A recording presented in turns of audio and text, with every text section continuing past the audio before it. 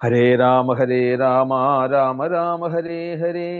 ഹരേ കൃഷ്ണ കൃഷ്ണ കൃഷ്ണ കൃഷ്ണ ഹരേ ഹരേ. രാധ ഗോവിന്ദനാമ സങ്കീർത്തനം. ഗോവിന്ദ ഗോവിന്ദ. വീണ്ടും ഒരു പ്രഭാതവും ധാരാളം ഭക്തന്മാര്, പ്രത്യേകിച്ച് വിശേഷിച്ച് അമ്മമാര്, കീർത്തനങ്ങളും സഹസ്രനാമങ്ങളും അഷ്ടോത്തരവും ഭുജംഗവും ഭഗവാന്റെ ഹൃദയമാകുന്ന രാധ, ആ രാധയെ സന്തോഷിപ്പിക്കുന്നതായിട്ടുള്ള രാധാ കൃപാകടാക്ഷ സ്തോത്രവും ഒക്കെ ചൊല്ലി സന്തോഷിച്ചിരിക്കുന്ന ആ കണ്ണന്റെ മുമ്പിൽ നമുക്കൊക്കെ ഒന്ന് ഈശ്വര വിചാരം ചെയ്യുവാൻ വേണ്ടിയിട്ടും കൂടെ വീണ്ടും ഒരവസരം ഭഗവാൻ ഒരുക്കി തന്നിട്ടുണ്ട് എങ്കിൽ ഇതിനൊക്കെ കാരണമാകുന്ന ധാരാളം ഭക്തന്മാര് പല വിധത്തിലുള്ള ആചാരാനുഷ്ഠാനങ്ങളോടുകൂടി നാമജപമായിട്ടും നമസ്കാരങ്ങളായിട്ടും ക്ഷേത്ര ദർശനത്തോടുകൂടിയും തീർത്ഥാടനങ്ങൾ ചെയ്തുമൊക്കെ ഇന്ന് ഭക്തന്മാര് ലോകത്തിന്റെ നാനാതുറകളില് നന്മയുടെ കണികകൾ ഉണ്ടാകണം എന്നുള്ള നിസ്വാർത്ഥമായിട്ടുള്ള മനോവികാരത്തോടു കൂടിയിട്ടുള്ള അവരുടെ സൽക്കർമ്മങ്ങൾ, ജ്ഞാനികളായിട്ടുള്ള ബ്രാഹ്മണർ ചെയ്യുന്നതായിട്ടുള്ള നിഷ്കാമമായിട്ടുള്ള കർമ്മങ്ങൾ എല്ലാം ലൗകികമായിട്ടുള്ള ജീവിതത്തെയും മാറ്റിവെച്ച് ലോക നന്മയ്ക്ക് വേണ്ടിയിട്ട് സദാ സമയവും എല്ലാ മന്ത്രങ്ങളെയും ഒക്കെ അതിൻ്റെയൊക്കെ ഉറവിടമായിട്ടുള്ള പ്രണവ ശബ്ദത്തോടുകൂടി ഈ ലോകത്തെ മുഴുവൻ ശുദ്ധീകരിച്ചുകൊണ്ടിരിക്കുന്ന അവരുടെ ത്യാഗ മനോഭാവത്തോടു കൂടിയിട്ടുള്ള ഭജനം, ഇതൊക്കെയാണ് നമ്മളെ ഇതുപോലെ ഒന്ന് കോർത്തിണക്കിക്കൊണ്ട് ഭഗവത് വിചാരം ചെയ്യുവാൻ സാധിക്കുന്നതെങ്കിൽ അവരുടെ ഒക്കെ പാദങ്ങളില് എത്ര നമസ്കരിച്ചാലും മതിയാവുകയില്ല. അങ്ങനെയുള്ള അവരുടെയൊക്കെ പാദങ്ങളിൽ ദണ്ഡ നമസ്കാരം ചെയ്തുകൊണ്ട് നമുക്ക് ഇന്നത്തെ ഈ ഒരു സുപ്രഭാതത്തെ വരവേൽക്കാം. നല്ലൊരു സൽക്കർമ്മത്തിന് സാക്ഷിയായതിനു ശേഷമുള്ള ഒരു സത്സംഗം ആകുമ്പം ഒരു പ്രത്യേക സുഖം. വൃന്ദാവന കാഴ്ചകള് ഭാഗവതത്തിലൂടെ നമ്മൾ തൊട്ടറിഞ്ഞെങ്കിൽ ആ ഭഗവാൻ ഓടി നടന്നതായിട്ടുള്ള മണ്ണില് ഒന്ന് കാൽ ചവിട്ടാൻ സാധിക്കണമെങ്കിൽ പറയും, വൃന്ദാവനത്തിൽ എത്തുമ്പോൾ അവര് പറയും, രാധാകൃപ ഇല്ലാതെ ഇങ്ങോട്ട് എത്താൻ സാധിക്കുകയില്ല. നമ്മൾ എത്രയൊക്കെ മോഹിച്ചാലും എത്രയൊക്കെ നമ്മൾ സമ്പത്തുണ്ടെന്ന് പറഞ്ഞാലും രാധയുടെ ഒരു കൃപയില്ലാതെ വൃന്ദാവനത്തിലേക്ക് കയറാൻ സാധിക്കുകയില്ല. അപ്പം അവിടെയുള്ള സജ്ജനങ്ങളുടെ, ഭക്തന്മാരെ ഒന്ന് കാണുവാനും അവരോടൊപ്പം ഒന്ന് കുറച്ചു ദിവസം കൂടുവാനും സാധിച്ചത് ഒരു വലിയൊരു പുണ്യമായിട്ട് തോന്നുന്നു. യഥാർത്ഥത്തില് അതൊരു പങ്കുവെക്കുമ്പം അതിൻ്റെ ഒരു പുണ്യം വേറെ ഉണ്ടല്ലോ. അത് അറിയുമ്പോഴാണല്ലോ കൂടുതൽ നമ്മുടെ മനസ്സിന് മറ്റുള്ളവർക്കും കൂടെ ഒരു സന്തോഷം അതിൽ ഉണ്ടാവുക. തീർച്ചയായിട്ടും അത് അനുഭവിച്ചറിയുമ്പോൾ മാത്രമേ നമുക്കത് അറിയാൻ സാധിക്കുകയുള്ളൂ. അവരുടെ കൃഷ്ണന്റെ ഹൃദയമാണ് രാധ. അപ്പൊ രാധയാണ് അവിടെ ഭഗവാന്റെ ഹൃദയകമലത്തെ തന്റെ മനസ്സിനോട് ചേർത്ത് വയ്ക്കുന്ന ഒരു രീതിയാണ് അവിടെയുള്ള ജനങ്ങളിൽ നിന്ന് നമുക്ക് അനുഭവിക്കാൻ സാധിക്കുക. രാധാ ശബ്ദമല്ലാതെ, അത് വെറുതെ രാധ എന്ന് പറയില്ല, ജയ് ജയ് ശ്രീരാധേ എന്ന്, അല്ലെങ്കിൽ രാധാറാണി എന്നേ പറയുള്ളവര്. വ്രജവാസികള് രാധാറാണി എന്നോ അല്ലെങ്കിൽ ശ്രീരാധ എന്നോ ചേർത്തേ പറയുള്ളൂ. അപ്പൊ അങ്ങനെയുള്ള ഈ രാധാശബ്ദം സദാസമയവും മുഴങ്ങിക്കൊണ്ടിരിക്കുന്നു.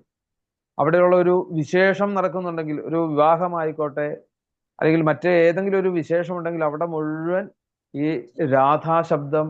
അതുപോലെ തന്നെ ഭഗവത് ഉദ്ഗായതീനാം അരവിന്ദലോചനം എന്ന ഉദ്ധവൻ ആ ഗോപികമാരുടെ പാട്ട് കേട്ടത് അത് വ്യക്തമായിട്ട് ഇന്നും നമുക്ക് അവിടെ ചെല്ലുമ്പോൾ അറിയാൻ സാധിക്കും. ഈവൻ നമ്മൾ ആ തീവണ്ടി ഇറങ്ങി ഒരു ടാക്സി വിളിച്ചാൽ രാധേ രാധേ എന്ന് പറഞ്ഞുകൊണ്ടാണ് അവർ നമ്മളെ സ്വീകരിക്കുന്നത് അവിടുന്ന്. അവര് വഴി ചോദിക്കുന്നത് രാധേ രാധേ രാധേ രാധേ എന്ന് പറഞ്ഞുകൊണ്ടാണ് വഴി മാറാൻ വേണ്ടി പറയുന്നത്. അവർക്ക് വേറൊന്നും അവരുടെ നാവിൽ നിന്ന് ഉദിക്കുന്നില്ല. ഇത് നമുക്ക് വ്യക്തമായിട്ട് അവിടെ ചെല്ലുമ്പോൾ അറിയാൻ സാധിക്കും. ഇന്ന് നമ്മൾ മണ്ഡലകാലത്തായാലും കർക്കിടക മാസത്തിലായാലും, കർക്കിടക മാസത്തിലാണെങ്കിൽ രാമായണത്തിന്റെ ശീലുകളാണെങ്കിൽ, മണ്ഡലകാലത്ത് അയ്യപ്പസ്വാമികളുടെ ശരണം വിളികളുടെ ധ്വനി നമ്മളുടെ ഈ കേരളത്തിലൊക്കെ നമുക്ക് കേൾക്കുന്നത് പോലെയാണ് അവിടെ വൃന്ദാവനത്തിൽ ചെന്ന് കഴിഞ്ഞാൽ രാധാ ശബ്ദമാണ് നമുക്ക് എല്ലായിടങ്ങളിലും. ഒരു ഉദാഹരണം പറഞ്ഞാൽ, ഞങ്ങൾ ചെന്ന് ഞങ്ങളുടെ താമസിക്കുന്നതായിട്ടുള്ള മഠം, ആ മഠത്തില് സാധാരണ രീതിയിൽ നമ്മളുടെ ഇവിടെയൊക്കെ ഈ വേസ്റ്റ് എടുക്കാൻ വേണ്ടി വരുന്ന രീതി ഉണ്ടല്ലോ, അതുപോലെ അവിടെയുണ്ട്. അവിടെ ഒരു വണ്ടിയിലാണ് വരുന്നത്. ഈ വണ്ടി വന്ന് ഈ കുടുംബനാഥനെ അറിയിക്കുന്നത് രാധയുടെ കീർത്തനം പാടിക്കൊണ്ടാണ്. രാധയുടെ കീർത്തനങ്ങളുടെ ആ ശബ്ദം കേൾക്കുമ്പോഴാണ് ഈ വണ്ടി വന്നു എന്ന്. അപ്പം അവിടം തൊട്ട് തുടങ്ങിയെന്ന് അർത്ഥം. പാല് വന്നു കഴിഞ്ഞാൽ രാധേ രാധേ എന്ന് ഉറക്കെ വിളിക്കുമ്പോഴേക്കും പാൽക്കാരൻ അവിടെ എത്തി. ഇതൊക്കെ നമുക്ക് തൊട്ടറിഞ്ഞു. നമുക്ക് അതിലൂടെ നമുക്ക് ആ ഒരു ഭാവത്തിലേക്ക് എത്തുകയാണ്. അപ്പം എല്ലാവരുടെ ഉള്ളിലും ഈ രാധാഭാവം അവിടെ നമുക്ക് കാണാൻ സാധിക്കും. അവർക്ക് വേറെ ഒന്നും തന്നെ ഇല്ല എന്നുള്ളതാണ് യഥാർത്ഥത്തില്. അപ്പം അവിടെ വരുന്നവരൊക്കെ രാധയുടെ അനുഗ്രഹങ്ങളെ കൊണ്ടാണ് അവിടെ വരുന്നതെന്ന് അവരുടെ ഒരു വിശ്വാസം. ആ വിശ്വാസം കൊണ്ട് എന്താണ്, അവിടെ വരുന്നവരെയൊക്കെ എങ്ങനെയാണോ ഉദ്ധവനെ അവിടെ ഗോപികമാര അന്ന് സ്വീകരിച്ചത്, ഗോപികമാരെന്ന് എങ്ങനെയാണോ ഉദ്ധവരെ അവിടുന്ന് സ്വീകരിച്ചത്, ഭഗവാനെ പോലെ തന്നെ രൂപത്തോടുകൂടി കണ്ടു കഴിഞ്ഞപ്പോഴത്തേക്കും കണ്ണനെ പോലെ തന്നെ അതിലൊരു ഈ മണ്ണിൽ വന്നവർക്ക് ഒരു ദോഷവും വരരുത് എന്നുള്ള രീതിയിലാണ് അവരിതാ അന്യദേശത്ത് നിന്ന് വരുന്നവരെ പോലും അവിടുന്ന്. നമുക്ക് എന്താണ് യഥാർത്ഥത്തിൽ ഒരു പുതിയൊരു ദേശത്ത് നമ്മൾ അറിയാൻ പറ്റാത്ത ഒരു സ്ഥലത്ത് ചെന്ന് കഴിഞ്ഞാൽ ഏറ്റവും പ്രധാനമായിട്ട് നമുക്ക് വേണ്ടത് എന്താണ്? ഒന്ന്, കയറി കിടക്കാൻ അല്ലെ ഒരു ഇടം വേണം, പിന്നെ ഭക്ഷണം വേണം. ഇത് ഏത് കുടിലുകളിലും, അവിടെ കുടി എന്നാണ് പറയുക കുടിലുകളിന്, അല്ലെങ്കിൽ വീടുകൾക്ക് കുടി എന്നാണ് പറയുക. അവിടെ ചെന്ന് കഴിഞ്ഞാൽ അവര് വേണ്ട രീതിയിൽ അവിടുന്ന് സ്വീകരിച്ച് അവിടെ ഭണ്ഡാര ചെയ്യാന്നാണ്. ഭണ്ഡാര, അന്നദാനം ഇല്ലാത്ത ഒരു സ്ഥലമില്ല. നമ്മളിവിടെയൊക്കെ എന്താണ് അമ്പലങ്ങളിലാണ് ഭണ്ഡാരയെങ്കിൽ അവിടെ ഗൃഹങ്ങളിലാണ് ഭണ്ഡാര. അവിടെ അധികം വിഭവങ്ങളൊന്നുമല്ല, ഒരു റൊട്ടിയും കാണും, സബ്ജിയും കാണും, ഇതേ ഉണ്ടാവുള്ളൂ. എങ്കിൽ പോലും ആ ഒരു രീതിയിൽ രാധയുടെ മണ്ണിൽ വന്നവർക്ക് ഒരിക്കലും വിഷമം ഉണ്ടാവരുത് എന്നുള്ള അവരുടെ സ്നേഹത്തോടുകൂടി പ്രസാദമായിക്കൊണ്ട്, ഇനി അതുകൊണ്ട് അവര് വെക്കുന്നതായിട്ടുള്ള എന്ത് ആഹാരങ്ങളായിക്കോട്ടെ അതൊക്കെ ആ കണ്ണന്റെ രാധാകൃഷ്ണന്മാരുടെ മുമ്പിൽ വെച്ച് പ്രസാദമാക്കിക്കൊണ്ട് എല്ലാവർക്കും കൊടുക്കുള്ളൂ. പ്രസാദം കൊടുക്കുക എന്ന് അവർ പറയുക തന്നെ. അപ്പം ആ ഒരു ഭാവം നമുക്ക് അനുഭവിക്കണമെങ്കിൽ അത് വൃന്ദാവനത്തിൽ ചെന്നാൽ നമുക്ക് സാധിക്കും. തീർച്ചയായിട്ടും നാരദ മഹർഷി പറഞ്ഞതിൽ യാതൊരു തെറ്റുമില്ല. അവിടെ ചെന്ന് കഴിയുമ്പോഴത്തേക്കും ഭക്തി അല്ലെ, ഒരു യുവത്വം സ്വീകരിച്ചു എന്ന് പറഞ്ഞിട്ടുണ്ടെങ്കിൽ ആ ഭക്തിയുടെ യുവത്വത്തെ നമുക്ക് ഇന്നും ആ വൃന്ദാവനത്തിൽ ചെന്നാൽ കാണാൻ സാധിക്കും. അങ്ങനെയുള്ള വൃന്ദാവന ഭൂമിയില്, വ്രജഭൂമിയില് ഒന്ന് കാല് ചവിട്ടുവാനും അവിടെ ചെന്ന് ഒന്ന് ഭാഗവതം വായിക്കുവാനും ഒക്കെ കണ്ണന്റെ ഒരു കാരുണ്യം, അതൊക്കെ യഥാർത്ഥത്തിൽ ചിലപ്പോൾ ആലോചിക്കും ഇതിനൊക്കെ കാരണം ഭാഗവത കുടുംബമാണോ? കാരണം എൻ്റെ ഭാഗവതത്തിന്റെ ഒരു വഴി മുഴുവൻ ശരിക്കും ഈ ഒരു ഉപാസന, അത് ഉപാസനയായിട്ട് സ്വീകരിച്ചുകൊണ്ട് മാത്രമാണ്, യാതൊരു സംശയവുമില്ല. അമ്മമാരുടെയും അതുപോലെ തന്നെ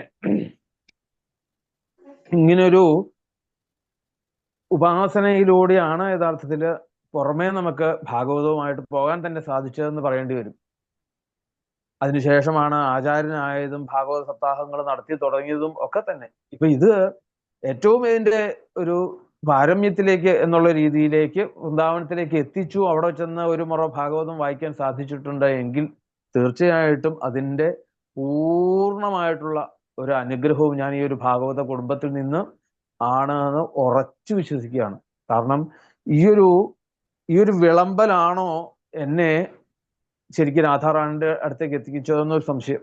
കാരണം ആ ഭാഗവതത്തെ ഒന്ന് സ്മരിക്കാനോ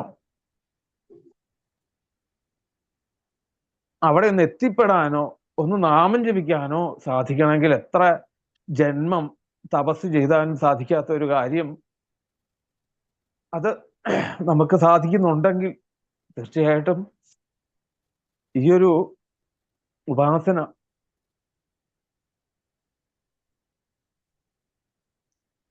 എല്ലാവരിലേക്കും എന്തെങ്കിലും നമ്മളുടെ അറിവ് കൊണ്ടൊന്നുമല്ല, ശരിക്കും അറിവല്ല ഇതില്, ഇങ്ങനെ ഒരു സാഹചര്യങ്ങൾ ഉണ്ടെങ്കിൽ എനിക്കും കൂടെ അതിലൂടെ എനിക്കും അറിവ് കിട്ടുമല്ലോ.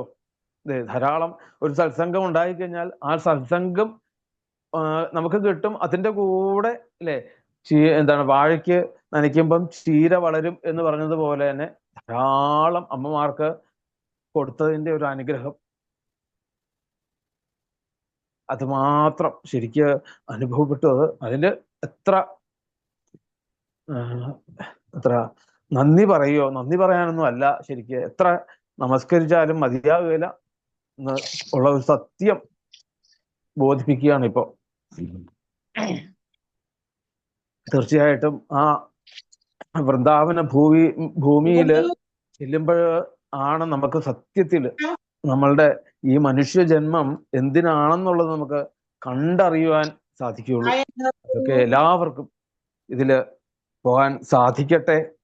ഇനി പോകാൻ സാധിക്കാത്തവരെ സംബന്ധിച്ചിടത്തോളം പോയി വന്നവരവിടുത്തെ വിശേഷങ്ങള് സുഖമായിട്ട് അവർക്ക് മനസ്സിലാകുന്ന രീതിയിൽ, അവർക്ക് എന്താണ് അനുഭവിക്കുന്ന രീതിയിൽ അത് മറ്റുള്ളവരിലേക്ക് പകർത്താൻ അവർക്ക് സാധിക്കട്ടെ എന്ന് പ്രാർത്ഥിച്ചുകൊണ്ട് ആ രാധാറാണിയെ എങ്ങനെയാണോ ആ വൃന്ദാവനത്തിലെ എല്ലാവരും പ്രജവാസികൾ മുഴുവൻ ഇന്ന് സ്നേഹിക്കുന്നത്, അതേപോലെ തന്നെ ലോകം മുഴുവൻ ഇങ്ങനെയുള്ള ഈ ഭക്തി തുറന്നതായിട്ടുള്ള യാഥാർത്ഥ്യം, കപടതയില്ലാത്തതായിട്ടുള്ള, സ്നേഹിക്കുന്നതായിട്ടുള്ള, പരസ്പര സ്നേഹവും ബഹുമാനവും നൽകുന്നതായിട്ടുള്ള ഒരു ഭക്തി എല്ലാവർക്കും ഉണ്ടാകട്ടെ എന്ന് പ്രാർത്ഥിച്ചുകൊണ്ട് നമുക്ക് ഇന്നത്തെ ഈ ഭാഗവത